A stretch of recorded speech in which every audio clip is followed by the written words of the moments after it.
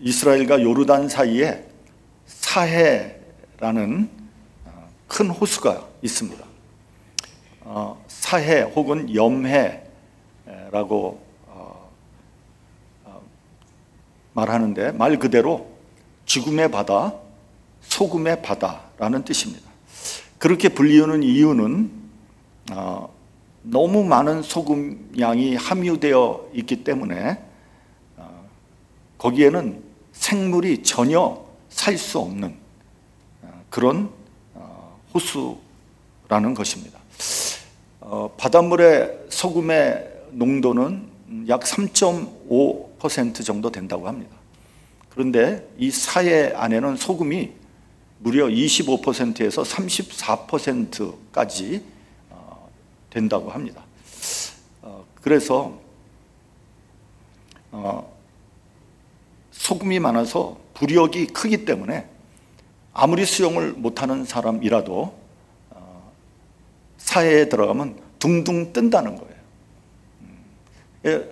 둥둥 뜬다고 해서 마냥 사해에 있으면 안 됩니다. 왜냐하면 우리 몸속에 있는 수분이 빨려나가기 때문에 너무 오래 있으면 위험하다는 거예요.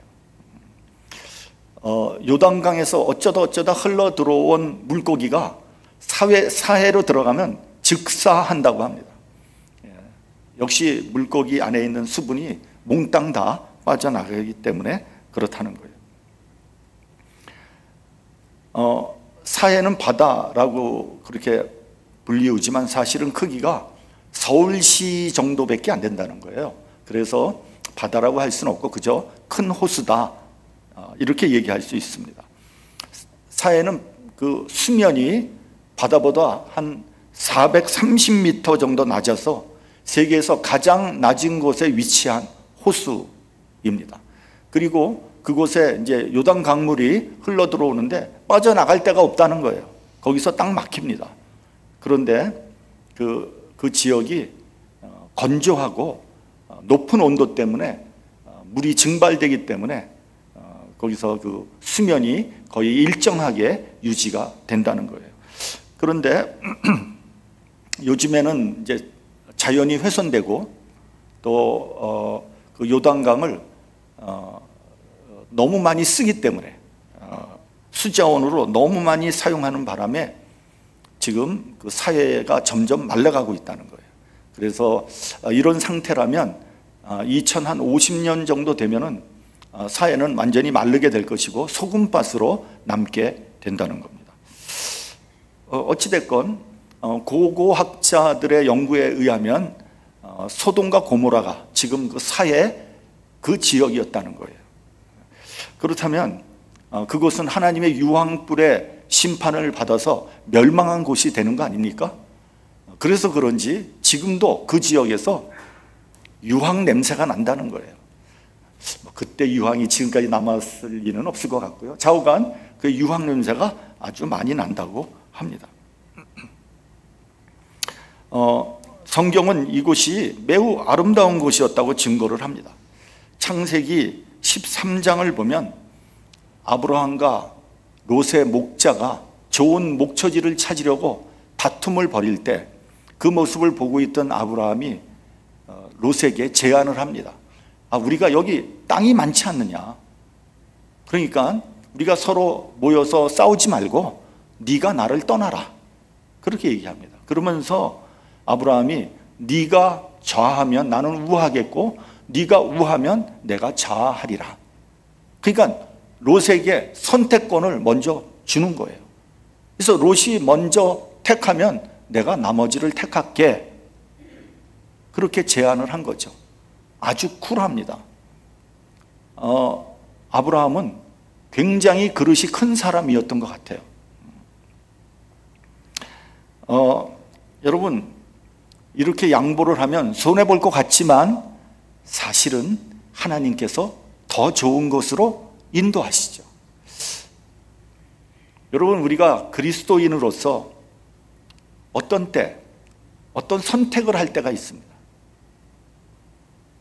그때 여러분 좀 양보하는, 조금 손해보는 선택을 하시기 바랍니다. 내가 그리스도인으로서 말이죠, 세상 사람들하고 어떤 선택을 할 때 손해보지 않으려고 악착같이 덤벼들고 그렇게 하지 마세요. 그건 그리스도인이 할 짓이 아닙니다. 우리가 비록 손해보는 선택을 할지라도 하나님께서 우리를 더 좋은 곳으로 인도하지 않겠습니까? 아니, 우리가 내가 좋은 거 내가 다 차지하면 하나님 뭐라 그러시겠어요? 그래? 그럼 너 한번 알아서 해봐. 너 그렇게 얌체같이 굴고 그렇게 똑똑하게 굴면 네가 알아서 해. 하나님이 일하실 게 없잖아요. 우리가 그리스도인으로서 어디 가서 너무 얌체 소리 듣지 말고요. 아, 저 사람 믿는 사람 맞아? 이런 소리 들으면 곤란하지 않습니까? 아, 그래도 손해보는, 양보하는 그런 선택을 해야 되지 않겠습니까? 그러면 하나님께서 더 좋은 것으로 인도하지 않겠어요? 그런 경험을 하는 사람이 그리스도인이죠.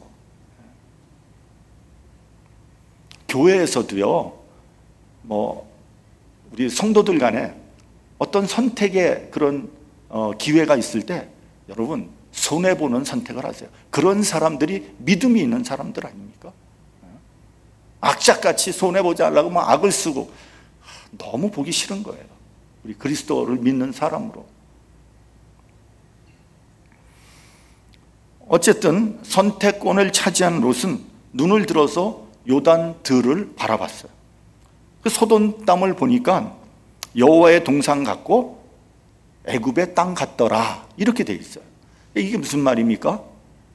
소돔 땅이요 하나님의 에덴 동산 같고 애굽의 땅처럼 풍요로웠다는 거예요. 너무 좋은 땅이었죠.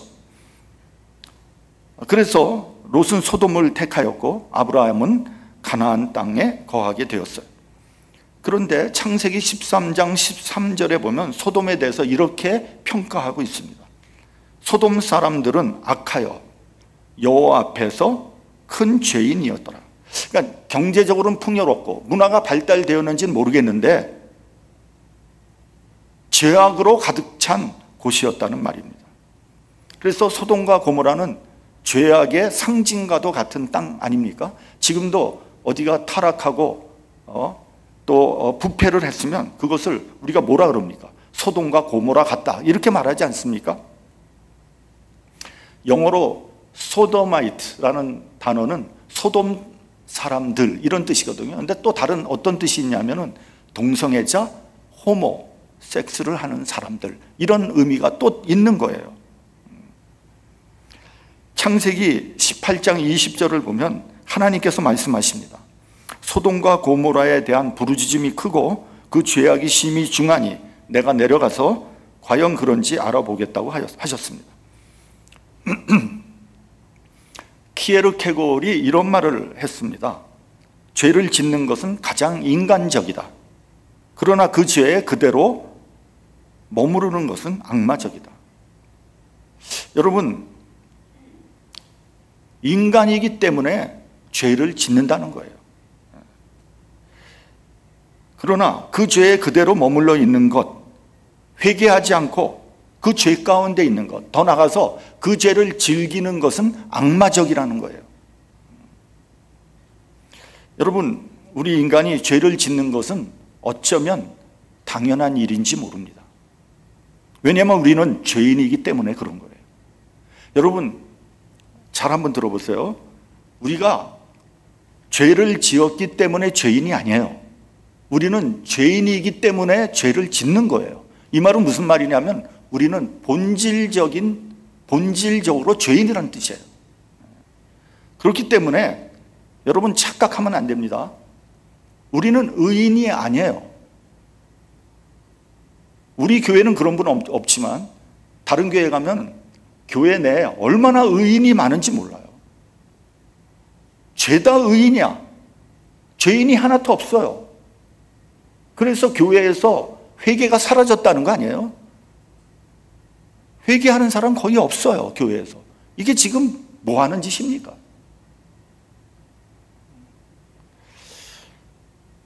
여러분, 의인도 아니면서 의인인 척 하지 마시기 바랍니다. 의인인 척 하는 게 왜 나쁘냐 하면요, 의인이면 회개할 수 없기 때문에 그런 거예요. 내가 의인인 척 하는 순간 회개는 불가능합니다. 그러므로 회개하지 않고 죄 속에 머물러 있는 것은 악마적이라는 말이에요. 종교개혁자 마틴 루터는 이렇게 말했어요. 그리스도인은 다 된 사람이 아니다. 그리스도인은 되어가는 사람이다. 여러분, 그리스도인이 되었다고 죄를 안 짓는 거 아니잖아요. 그러므로 다른 그리스도인이 죄를 지었다고 손가락질 하지 마시기 바랍니다. 왜냐하면 나도 똑같은 죄를 지을 수 있기 때문에 그런 거예요. 내가 어떤 사람을 비판하고 판단하는 순간 나도 똑같은 판단을 받게 돼 있어요. 그리스도인은요, 회개하는 사람이에요. 회개하면 하나님은 어떠한 죄라도 용서해 주십니다. 소돔과 고모라는 회개하지 않았어요. 그래서 하나님의 심판을 피할 수 없었습니다. 누가복음 17장에 보면 예수님께서 이렇게 말씀하십니다. 노아의 홍수 때 노아가 방주에 들어가던 날까지 사람들이 먹고 마시고 시집가고 장가가더니 홍수가 나서 저희를 다 멸하였으며, 롯의 때에도 마찬가지로 사람들이 먹고 마시고 사고 팔고 신고 집을 짓더니 하늘로서 불과 유황이 비 오듯 하여 저희를 멸했다. 이렇게 말씀하셨어요. 여러분, 먹고 마시고 시집가고 장가드는 것이 나쁘다는 말이 아니에요. 하나님의 수없는 경고에도 불구하고 무감각했고 무관심했다는 거예요. 여러분, 노아가 산 중턱에 100년 가까이 방주를 지었잖아요. 100년 동안 경고를 한 거예요. 근데 거기 있는 사람들이 어떻게 생각했어요? 저 영감 뭔가 잘못됐다. 미친 거 아니야? 왜 산 중턱에 방주를 짓지? 무려 100년 동안. 그러다가 대홍수가 일어나서 멸망당하지 않습니까?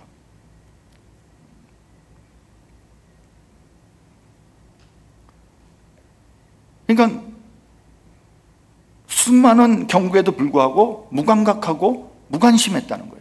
너는 떠들어라. 나는 내가 원하는 대로 살게. 회개하지 않았고 돌이키지 않았다는 거예요. 여러분, 하나님께서 심판을 하실 때는 오래 참고 기다리십니다. 심판하기 전에 수없이 많은 경고를 보내주십니다. 하나님의 경고를 결코 가볍게 생각해서는 안 됩니다. 갈라디아서 6장 7절을 보면 스스로 속이지 말아라. 하나님은 만홀히 여김을 받지 아니하시나니. 여러분, 하나님을 우습게 생각하면 안 됩니다. 경고할 때 돌이키고 회개해야 합니다. 괜찮겠지? 가볍게 넘기다가 심판이 눈앞에 닥쳐올 수 있기 때문에 그런 거예요.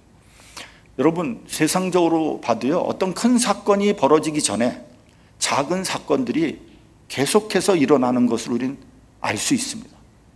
여러분, 큰 사건이 벌어지는 건 괜히 벌어지는 게 아니에요. 작은 사건이 여러 번 일어나면서 드디어 큰 사건이 일어나는 거예요. 한번 예를 한번 들어볼까요? 여러분, 우리에게 스트로크가 옵니다. 스트로크가 오잖아요. 그러니까 뇌졸중이나 뇌경색이 오기 전에 여러 가지의 전조 증상들이 있다는 거예요. 의사들이 경고합니다. 그런 증상들이 나타나면 가볍게 여기지 말아라. 그런 증상들이 나타나면 빨리 병원에 가서 진료를 받아야 된다. 왜 그런지. 그러니까 그런 증상들을 제가 얘기를 한번 해볼게요. 예를 들면 얼굴에 한쪽이 가볍게 마비가 온다거나, 팔다리에 가벼운 마비 증상이 온다거나, 또 이렇게 그러니까 기억력이 저하된다거나, 언어 장애가 온다거나, 발음이 조금 어눌해진다거나, 또 어지럼증, 두통, 구토가 생기면 빨리 병원에 가야 된다는 거예요. 그냥 놔뒀다가는 갑자기 어느 순간에 뇌졸중이 올 수 있다는 거예요.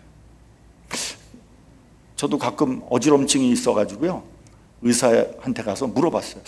이렇게 어지러운데, 어지러우면 제가 전번에 북중 국경 갈 때도요, 아침에 일어났는데 갑자기 어지럽더라고요. 그래가지고 뭐 어떻게 공항에 가야 되잖아요. 짐 싸가지고 공항에 갔는데 수속 밟기 전에 제가 털썩 의자에 앉았어요. 어지럽고 구토가 날라 그러는 거예요. 심각하지 않습니까? 그래서 의사한테 물어봤어요. 내가 어지럼증이 나는데 어떻게 하면 좋겠냐 그랬더니 기록에 의하면 괜찮은 것 같은데 한번 머리를 CT 촬영을 해보든지 아니면 정밀 검사를 한번 해봐라 그러는 거예요. 아직 못 해봤어요. 앞으로 한번 해보려고 합니다. 여러분도 혹시 그런 증상이 나타나면 아유 괜찮겠지 뭐 나는 평소에 건강하니까 아유 괜찮아 이거 뭐 그럴 수 있는 거지 뭐 절대 그러지 마세요. 그게 뇌졸중의 전조 증상일지 모르잖아요. 여러분 대지진이 일어나기 전에 작은 지진들이 많이 일어난다는 거예요. 그러다 마침내 대지진이 일어나는 거 아닙니까? 제가 아는 사람이 LA에서 살다가 시카고로 이사 왔어요. 이제 시카고 이사 온 지 오래됐어요. 그래서 한번 물어봤어요. 아이고 뭐 LA에 살면서 왜 시카고로 이사 왔습니까? 뭐 LA 집값이 비쌌어요? 아니면 생활비가 많이 들어서요? 그랬더니 그분이 아니라는 거예요. 왜 이사했습니까? 그랬더니 전에 그 캘리포니아 대지진이 있었잖아요. 자기가 지진을 경험했다는 거예요. 너무너무 두려웠다는 거예요. 땅 속에서 우르르 쿵쾅 하는데 그건 한번 겪어보지 않으면 모른다는 거예요. 너무너무 두렵다는 거예요. 정말 이 세상이 무너지는 그런 기분이 든다는 거지. 그래서 미국에서 제일 안전한 데가 어딘가 그래 찾아가지고 시카고로 왔다는 거예요. 여러분들은 안전한 데 지금 살고 계신 것을 감사하시기 바랍니다. 그러면서 그분이 뭐라 그러냐면요, LA요? 좋죠. 날씨 좋지, 경치 좋지, 한국 사람들 많지. 근데 자기는 절대로 LA에서 안 산다는 거예요. 지진을 한번 경험했기 때문에. 캘리포니아 대지진 이후에 한국 사람들이 LA 떠난 사람들 굉장히 많습니다. 본문 22절, 23절을 보면 아브라함이 여호와 하나님 앞에서 이렇게 말합니다. 주께서 의인을 악인들과 함께 멸하시려고 하십니까? 그러면서 만약에 내가 의인 50명을 찾는다면 그래도 이 도시를 멸하겠나이까? 여러분 이거 말 됩니다. 그렇죠? 아무리 소돔이 타락한 도시라고 해도 의인 50명이 있다면 그 도시를 심판할 때 그 의인 50명도 같이 죽을 수밖에 없지 않습니까? 법을 전공한 사람들이 많이 쓰는 말이 있어요. 10명의 죄인을 놓치더라도 1명의 무고한 사람이 고통받으면 안 된다.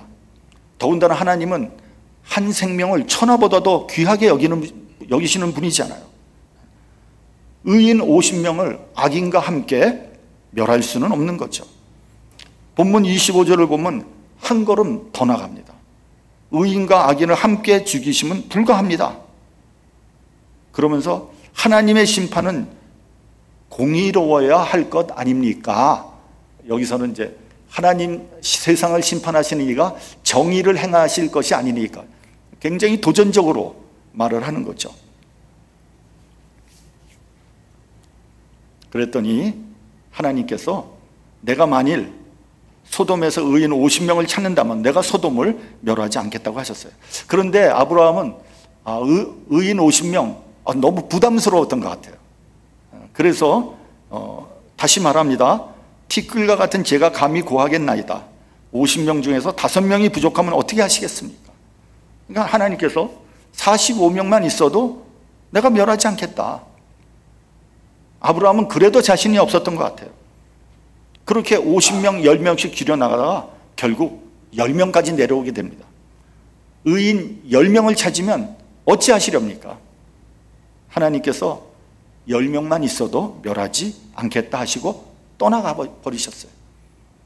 아브라함에게 의인 10명을 찾아야 하는 숙제가 남겨진 거죠. 여러분 어떻게 생각하십니까? 의인 10명 가능하겠습니까? 결론적으로 소돔과 고모라는 심판받고 말았어요. 그러니까 그곳에 의인 10명이 없었다는 거죠.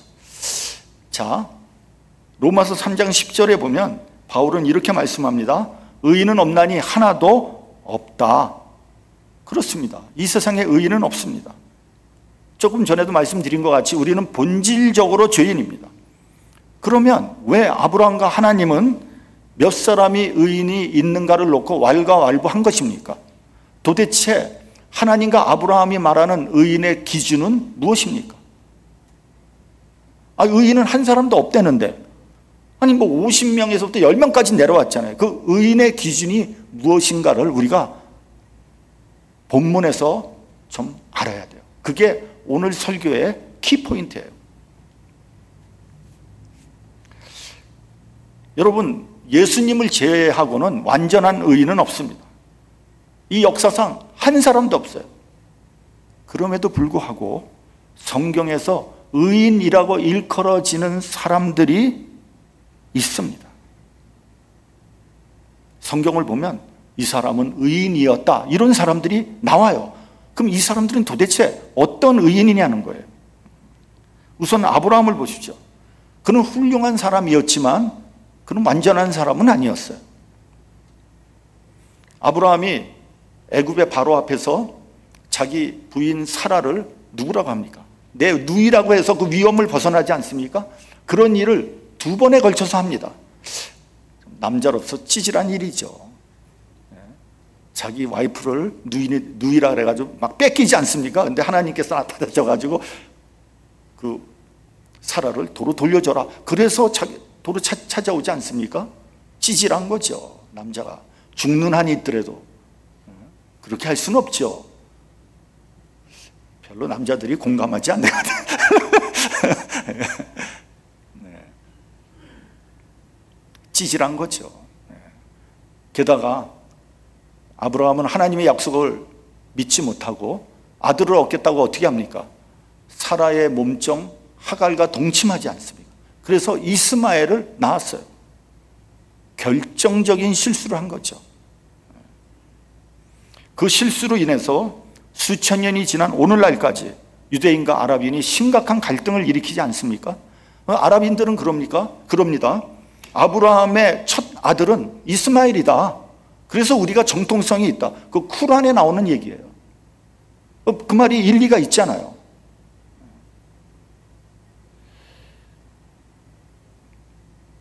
인간적으로 이스마엘이 첫째 아들 맞습니다. 그러나 하나님께서 말씀하시는 정통성은 어떤 인간적인 서열을 얘기하는 것이 아니라 누가 하나님의 약속을 가지고 있느냐, 그게 중요한 거예요. 어쨌든 아브라함이 모자란 것도 있었지만 그는 순종하는 믿음이 있었어요. 순종할 수 없는 상황에서도 그는 순종하는 믿음을 보였어요. 그 가장 절정이 어디입니까? 독자 이삭을 모리아산에서 번제로 하나님께 바치지 않습니까? 순종하는 믿음을 가지고 있었다. 로마서 4장 3절에 보면 아브라함이 하나님을 믿음에 이것이 저에게 의로 여기신 바 되었느니라. 아브라함을 의인으로 여기신 바 되었다는 거예요. 여러분, 아브라함이 의인이라는 말이 아니에요. 하나님께서 의인으로 여기셨다는 거예요. 이것을 신약 성경에서 뭐라 그러는지 아세요?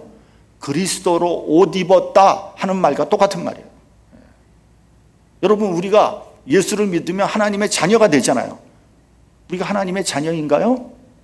우리가 하나님의 자녀예요? 어떻게 생각하세요? 우리가 우리 아버지 어머니의 자녀지 무슨 하나님의 자녀예요. 근데 하나님께서 우리를 하나님의 자녀로 인정해 주신 거예요. 그래서 로마서에 보면 그것을 양자라고 그러지 않습니까? 양자. 우리가 양자의 영을 받았다는 게 바로 그 말씀인 거예요. 하나님께서 우리를 자녀로 인정해 주었다, 이런 말입니다. 여러분, 모세를 보십시오. 그는 분노해서 애굽 사람을 쳐 죽이고 모래 속에 감추고 도망을 쳐서 미디안 광야에 40년 동안 양을 치면서 숨어 지냈잖아요. 그는 살인자였어요. 그러나 그는 누구보다도 온유했고요, 하나님 집에 충성된 사람이었기 때문에 하나님께서 보시고 그의 죄를 덮어주셨어요. 그가 죄인이 아니라는 게 아니에요. 하나님께서 그 죄를 덮어주신 거예요. 다윗은 어떻습니까? 그는 용서할 수 없는 죄인이었어요. 그러나 그는 겸손했고 정직한 사람이었어요. 무엇보다도 그는 회개의 사람이었어요. 구약 성경에 이름이 가장 많이 나오는 사람이 바로 다윗입니다. 무려 800번이 거론되고 있습니다. 그리고 특별히 하나님은 다윗을 내 마음에 합한 자라고 칭찬해 주셨어요. 우리가 한 사람만 더 보겠습니다. 마리아의 남편 요셉입니다. 마태복음 1장 19절에 보면 요셉은 의로운 사람이라고 했어요. 그 이유는 마리아를 드러내지 않고 가만히 끊으려고 했다는 거예요. 그것 때문에 그런 거예요. 요셉이 어떤 사람인지 성경은 자세히 쓰고 있지 않습니다. 다만 요셉은 상대방에 대한 배려와 이해 그리고 공감 능력이 뛰어났던 사람이라는 것만은 틀림없는 사실이에요. 마리아가 동거하기 전에 잉태한 것이 드러났어요. 얼마나 기가 막힌 일입니까? 그토록 사랑했던 약혼녀 마리아가 임신을 했다니, 그 야속함과 배신감은 말로 표현할 수 없었을 거예요. 만약에 요셉이 이러한 사실을 공개한다면 마리아는 죽은 목숨이죠. 그때 요셉은 생각했어요. 이 사실을 아무에게도 알리지 말자. 내가 알 수 없는, 나에게 말할 수 없는 어떤 피치 못할 그러한 사정이 있었겠지. 내가 마리아를 이해하고 용서하고 이 상황을 평화롭게 해결하자. 차라리 내가 가만히 끊음으로써 내가 모든 오해를 뒤집어 쓰고 마리아와 아이를 살려야지. 이렇게 결정을 하고 마리아와 아기를 죽음의 위기에서 살려낸 것입니다. 그런 결정을 하고 난 다음에 천사가 요셉의 꿈속에 나타나서 그것은 성령으로 잉태한 것을 알려주셨어요. 그래서 요셉을 성경은 의로운 사람이라고 했어요. 그러니까 이 성경에서 나오는 의인이라는 개념은 완전한 의인을 말하는 것이 아닙니다. 말씀드렸지만 인간으로서 완전한 의인은 없습니다. 그러나 무엇인가 한 가지의 의, 하나님 보시기에 합당한 의, 그것이 믿음이 되었건 충성이 되었건 겸손이 되었건 순종이 되었건 정직이 되었건 어떤 상황에서도 흔들리지 않는 한 가지 뚜렷한 의가 있을 때 하나님께서 이 사람을 인정하고 사용하신다는 거예요. 그런 사람을 하나님께서 의인이라고 인정해 주시는 거예요. 다른 거는 안 좋더라도 이거 하나만은 정말 하나님께서 나를 인정해 주실 만큼 그렇게 흔들리지 않는 의가 여러분들 사이에 있습니까? 그것을 보시겠다는 거예요. 또 한 가지, 의인으로 불리우는 사람이 공통적으로 가지고 있는 한 가지가 있습니다. 그것은 자기 희생과 자기 헌신이 있었다는 거예요. 차라리 내가 손해보고 내가 양보하고 내가 고통을 당하고 상대방을 높여주는 거예요. 상대방을 살려주는 거예요. 여러분, 교회에서도 마찬가지 아니겠습니까? 교회에서 하나님의 쓰임을 받는 사람, 교회의 리더가 되는 사람이 꼭 필요한 것이 무엇이겠습니까? 자기 헌신, 자기 희생 아니겠습니까? 내가 먼저 희생하고 손해보는 그런 자세, 그런 사람을 교회에서 쓰지 않겠습니까? 만약에 목사님이나 장로님에게 이러한 자기 헌신과 자기 희생이 없다면, 그래서 손해보지 않으려고 안간힘을 쓴다면 그 사람을 하나님께서 쓰시겠습니까? 그런 목사님, 그런 장로님을 교인들이 존경하고 믿고 따르겠습니까? 하나님께서는 의인 10명만 있으면 비록 소돔과 고모라의 죄가 많다고 해도 저들을 용서해 주시겠다고 했습니다. 여기서 또 오해하지 말아야 될 게 뭐냐면요, 의인 10명이 그들의 죄를 대속한다는 게 아니에요. 멸망을 유보시키겠다는 겁니다. 그러니까 이 말은 다시 말하면 회개의 기회를 한 번 더 주시겠다는 거예요. 심판은 회개의 기회가 주어지지 않는 마지막 단계를 의미하는 거예요. 거기에는 더 이상 용서가 없고 긍휼이 없어요. 하나님은 긍휼이 많으신 분이고요, 자비하신 분이지만 결국은 심판하십니다. 오래 참으시지만 마지막으로는 심판하십니다. 그것이 하나님의 공의예요. 여러분, 공의로운 하나님, 이 말은 무슨 말인지 아세요? 심판하시는 하나님이라는 뜻이에요. 그러므로 하나님의 인내를 결코 가볍게 여겨서는 안 됩니다. 니느웨 성은 거의 멸망당할 뻔했습니다. 니느웨는 아수르의 수도였어요.